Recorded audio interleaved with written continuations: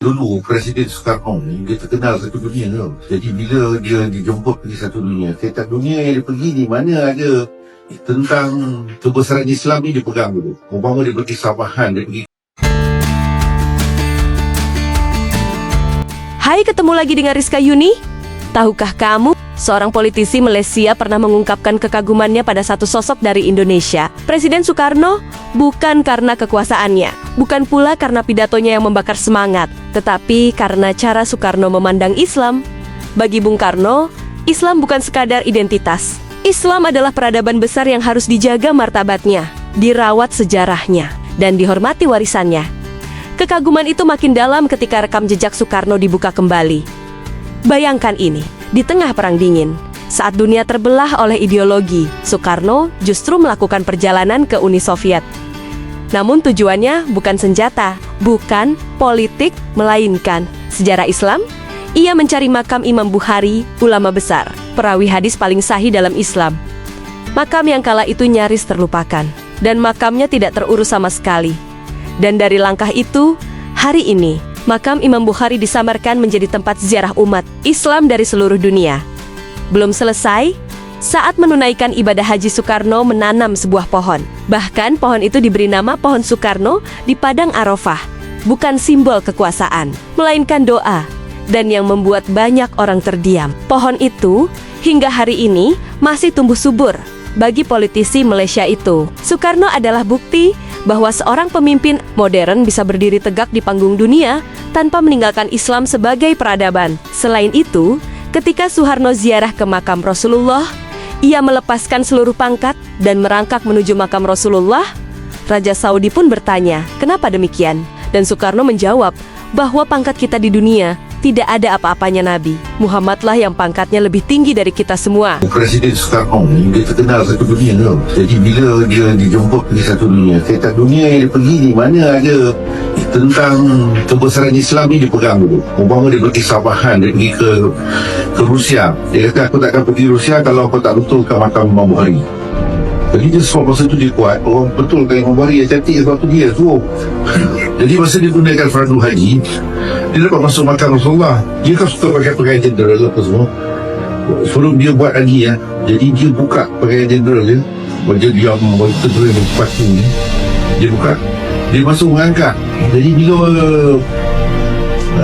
pemerintah Arab Saudi tanya dia, kenapa kau mengangkat masuk makam Rasulullah dan kau buka pakaian dia? Dia kata, orang yang aku nak jumpa ni, dia jauh lebih besar pangkat dia dari aku.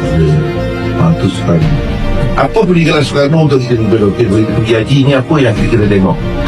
Bila dia pergi Arafah, Arafah tu panas. Jadi dia berikan kepada pemerintah Arab Saudi, dia hantar 2,000 batang pokok di Arafah. Itu dah pokok, sebenarnya pokok Soekarno di pada Arafah. Jadi kalau kita nak tahu, Nusantara ni kebanyakan benda-benda besar ni datang dari kita. Serupa juga masa dia saing, ada yang menjadikan saing tu buat tulikan. Itu ialah ilham yang Allah Ta'ala beri pada Soekarno. Kalian harus tahu ini, Bung Karno yang menemukan makam Imam Bukhari. Jadi, pada tahun 1956, saat Perang Dingin sedang berkecamuk antara Blok Barat dan Blok Timur, Presiden Soekarno mendapat undangan kenegaraan dari pemimpin Uni Soviet. Tapi, Soekarno tidak langsung menerima undangan itu begitu saja, karena Indonesia waktu itu negara non-blok. Makanya, Soekarno minta satu syarat ke Uni Soviet, yaitu harus menemukan makam Imam Bukhari. Pemerintah Soviet pun berusaha mencari makam Imam Bukhari. Ketika makamnya ditemukan di wilayah Samarkand, kondisinya tidak terawat sama sekali. Setelah makamnya diperbaiki, baru Bung Karno mau menerima undangan dari Uni Soviet dan sempat mampir ke makam Imam Bukhari juga. Berikan komentar kalian. Kalian tahu nggak, ternyata di Arab Saudi, khususnya di Mekah dan paling banyak di Padang Arafah, itu ada namanya pohon Soekarno. Seperti apa? Nah, seperti ini adalah pohon Soekarno. Kenapa diberikan nama Soekarno? Karena diberikan oleh Soekarno ketika naik haji dan ngerasa kepanasan. Akhirnya dia menyudah untuk menyumbangkan ribuan bibit pohon untuk memberikan kenyamanan dan memberikan keademan untuk jemaah haji yang melaksanakan haji saat wukuf di Padang Arafah. Dan inilah berkat jasa Soekarno, akhirnya Arafah dan Arab Saudi agak lebih adem.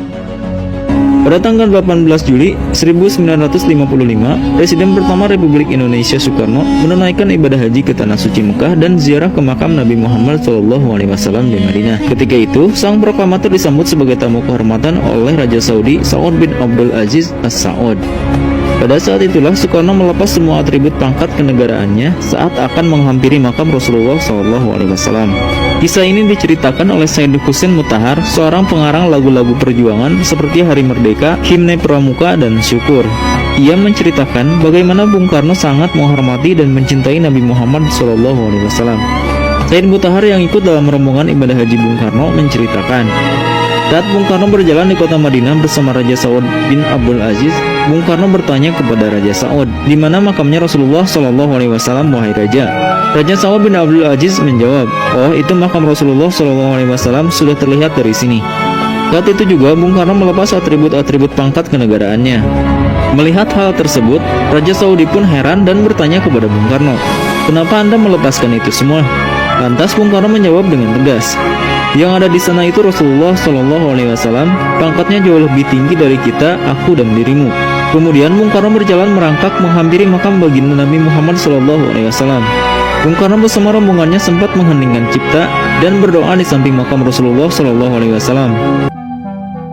Bahkan, rekam jejak Presiden Soekarno di Uni Soviet bukan hanya makam Imam Bukhari saja yang bisa ditemukan.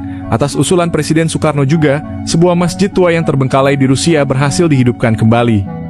Masjid itu kemudian diberi nama Masjid Soekarno, sebagai bentuk penghormatan atas peran Bung Karno dalam menghidupkan kembali simbol Islam di negeri yang kala itu identik dengan ideologi komunis. Hal ini menunjukkan betapa besar pengaruh Soekarno, bahkan di negara-negara yang tidak berbasis Islam. Orang Muslim yang besar di sini, mereka kerja keras untuk balikin tempat ini kepada umum, dan sekarang kita sudah bebas bisa masuk ke sana.